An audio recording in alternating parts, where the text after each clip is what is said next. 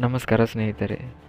ನಾವು ಈ ದಿನ ಫ್ರಾನ್ಸ್ ಮತ್ತು ಸ್ಪೇನ್ ನಡುವಿನ ಪೈರೆನೀಸ್ ಪರ್ವತಗಳಲ್ಲಿ ಎತ್ತರದಲ್ಲಿರುವ ಒಂದು ಸಣ್ಣ ದೇಶವು ಹೆಚ್ಚಿನ ಜನರಿಗೆ ಏನೂ ತಿಳಿದಿಲ್ಲ.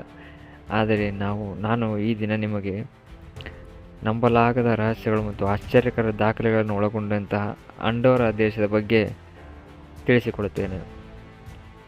ಬನ್ನಿ ಹಾಗಾದರೆ ಅಂಡೋರಾದ ಬಗ್ಗೆ ಇರುವಂಥ ಟಾಪ್ 10 ಅಮೇಜಿಂಗ್ ಫ್ಯಾಕ್ಟ್ಸ್ಗಳನ್ನು ನೋಡೋಣ. Fact number 10. ಗೆಳೆಯರೆ, ಅಂಡೋರಾದ ವೈಶಿಷ್ಟ್ಯ ಏನೆಂದರೆ ಈ ದೇಶದಲ್ಲಿ ವಿಮಾನ ಸೇವೆ ಅಥವಾ ರೈಲ್ವೆ ಸೇವೆ ಇಲ್ಲ. ವಿಶ್ವದಲ್ಲಿಯೇ ಈ ಸೇವೆಗಳು ಇರದ ಕೆಲವು ದೇಶಗಳಲ್ಲಿ ಇದು ಸಹ ಒಂದು. ಆದರೂ ನೀವು ಈ ದೇಶಕ್ಕೆ ಹೋಗಬಹುದು. ಹೇಗಪ್ಪ ಅಂದರೆ, ನೀವು ಫ್ರಾನ್ಸ್ ಅಥವಾ ಸ್ಪೇನ್ಗೆ ವಿಮಾನದ ಮೂಲಕ ತೆರಳಿ ಅಲ್ಲಿಂದ ಪರ್ವತಗಳ ಅಂಕುಡೊಂಕಾದ ರಸ್ತೆಗಳಲ್ಲಿ ವಾಹನ ಚಲಾಯಿಸಿಕೊಂಡು ಸಹ ಹೋಗಬಹುದು. Fact number 9. ವಿಶ್ವದ ಏಕೈಕ ಸಂಸ್ಥಾನವಾಗಿದೆ. ಇದರ ನಾಯಕರು ಒಬ್ಬರಲ್ಲ, ಇಬ್ಬರಿದ್ದಾರೆ. ಮತ್ತು ಇಲ್ಲಿ ಟ್ವಿಸ್ಟ್ ಏನಪ್ಪ ಅಂತಂದರೆ, ಒಬ್ಬರು ಫ್ರಾನ್ಸ್ನ ಹಾಲಿ ಅಧ್ಯಕ್ಷರು ಅಂದರೆ ಇಮ್ಯಾನ್ಯುಯಲ್ ಮ್ಯಾಕ್ರಾನ್, ಇನ್ನೊಬ್ಬರು ಸ್ಪೇನ್ನ ಲಾ ಸಿಯು ಡಿ ಉರ್ಗೆಲ್ ಪಟ್ಟಣದಲ್ಲಿರುವಂತಹ ಕ್ಯಾಥೋಲಿಕ್ ಬಿಷಪ್ ಆಗಿದ್ದಾರೆ. ಆದ್ದರಿಂದ ಫ್ರೆಂಚ್ನ ಅಧ್ಯಕ್ಷರು ಮತ್ತು ಸ್ಪ್ಯಾನಿಷ್ನ ಬಿಷಪ್ ಜಂಟಿಯಾಗಿ ಈ ಸಣ್ಣ ದೇಶವನ್ನು ಮುನ್ನಡೆಸುತ್ತಿದ್ದಾರೆ. ಅಂಡೋರಾ ಖರೀದಿದಾರರಿಗೆ ಸ್ವರ್ಗವಾಗಿದೆ, ಏಕೆಂದರೆ ನಂಬಲಾಗದಷ್ಟು ಕಡಿಮೆ ಆದಾಯ ತೆರಿಗೆಯನ್ನು ಹೊಂದಿದೆ ಮತ್ತು ಇಲ್ಲಿ ವ್ಯಾಟ್ ಸಹ ಇಲ್ಲ.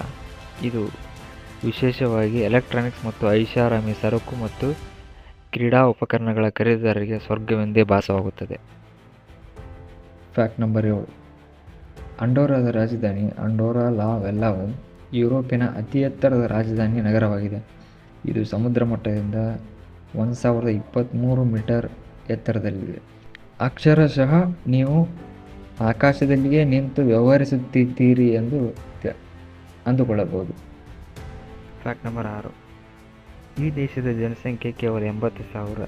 ಆದರೆ ಅಂಡೋರಾ ಚಳಿಗಾಲದ ಕ್ರೀಡೆಗಳಲ್ಲಿ ಸಂಪೂರ್ಣ ದೈತ್ಯವಾಗಿದೆ. ಗ್ರ್ಯಾಂಡ್ ಬೆಲಿಯಾರ್ ಮತ್ತು ವಾಲ್ನಾಡ್ನಂತಹ ಬೃಹತ್ ರೆಸಾರ್ಟ್ಗಳಲ್ಲಿ ಹರಡಿರುವಂತಹ 300 ಕಿಲೋಮೀಟರ್ಗೂ ಹೆಚ್ಚು ಇಳಿಜಾರು ಪ್ರದೇಶಗಳು ಸ್ಕೀಯರ್ಗಳಿಗೆ ಮತ್ತು ಸ್ನೋಬೋರ್ಡ್ಗಳಿಗೆ ಒಂದು ಪ್ರೀಮಿಯರ್ ಎಕ್ಸ್ಪೀರಿಯನ್ಸನ್ನು ಒದಗಿಸಿಕೊಡುತ್ತವೆ. Fact number 5. ಈಗ ಸ್ವಲ್ಪ ಇತಿಹಾಸದ ಕಡೆ ನೋಡೋಣ. ಅಂಡೋರಾದ ಪಾರ್ಲಿಮೆಂಟ್ ಕಾಸಾ ಡೆ ಲಾ ವೆಲ್ಲಾ 1580ರಲ್ಲಿ ನಿರ್ಮಾಣ ಮಾಡಿದ್ದು.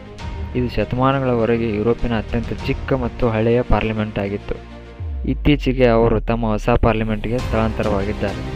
ಈ ಹಳೆಯ ಮತ್ತು ಚಿಕ್ಕ ಸಂಸತ್ತು ವಿಶಿಷ್ಟವಾದ ಸ್ವ ಆಡಳಿತ ಮತ್ತು ಪ್ರಜಾಪ್ರಭುತ್ವದ ಸಂಪ್ರದಾಯವನ್ನು ಸಂಕೇತಿಸುತ್ತದೆ.